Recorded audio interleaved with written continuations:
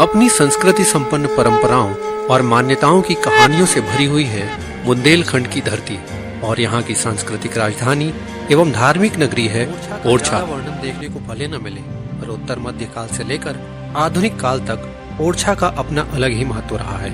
बुंदेला राजाओं के शासन का केंद्र रही ओरछा की यह धरती धर्म के क्षेत्र में भी हमेशा से ध्वजवाहक रही है। बात है 15वीं शताब्दी के दौरान की, जब यहाँ का शासन राजा मधुकर शाह के आधिपत्य में था।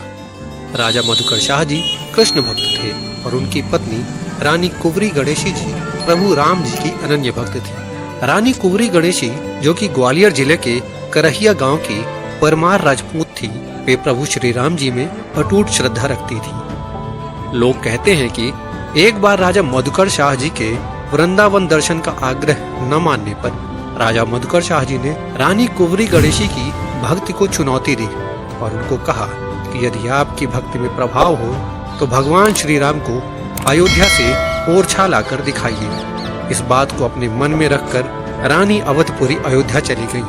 वहां सरयू नदी के किनारे लक्ष्मण किले के पास तपस्या शुरू कर दी।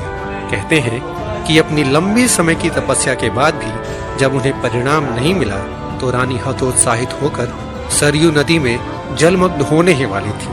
कहते हैं कि उसी समय भगवान श्री राम जी ने बाल रूप में रानी कुंवरी गणेशी को दर्शन दिया। रानी ने ईश्वरीय रूप में प्रभु श्री राम जी के दर्शन पाकर उन्हें ओरछा आने का अनुरोध किया और भगवान श्री राम सशर्त ओरछा चलने के लिए सहमत हो गए।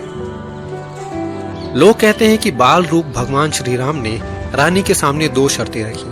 पहली शर्त यह थी कि उनकी यात्रा सिर्फ पुख नक्षत्र में होगी और दूसरी शर्त यह थी कि एक बार प्रभु श्री राम जहां विराजित हो जाएंगे, दोबारा वे वहां से नहीं हटेंगे एवं उस स्थान पर सिर्फ वही ही राजा होंगे, वहां कोई दूसरा राजा नहीं होगा। कहते हैं कि प्रभु की कही हुई बातों को मानकर रानी कुंवरी गणेशी प्रभु श्री राम जी को ओरछा ले आई और चतुर्भुज मंदिर का निर्माण पूरा न होने के कारण उन्होंने महल की रसोई में ही भगवान को रख दिया। सशर्तानुसार भगवान श्री राम वहीं मूर्ति रूप में विराजमान हो गए और तब से लेकर आज तक महल का यह हिस्सा राम राजा मंदिर के नाम से प्रसिद्ध है। आज भी ओरछा का शासन राम राजा सरकार के नाम से संचालित होता है। मंदिर परिसर में सुबह व शाम के समय सैनिकों द्वारा सलामी दी जाती है।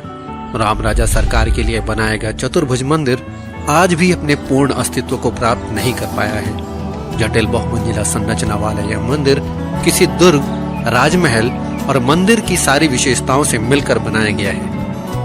बुंदेलखंडी वास्तुकला में तात्कालिक कला संपन्नता से युक्त बनाया गया चतुर्भुज मंदिर आज भी ओरछा की पहली पहचान है, जहां के विशालकाय प्रवेश द्वार के साथ साथ हवादार झरोखों को मुख्य पूर्वी दीवार पर गढ़ा गया है। लगभग 300 फीट से ज्यादा ऊंचाई वाले इस मंदिर के शीर्ष पर मुख्य शिखर के साथ साथ 5 अन्य छोटे शिखरों को भी बनाया गया है।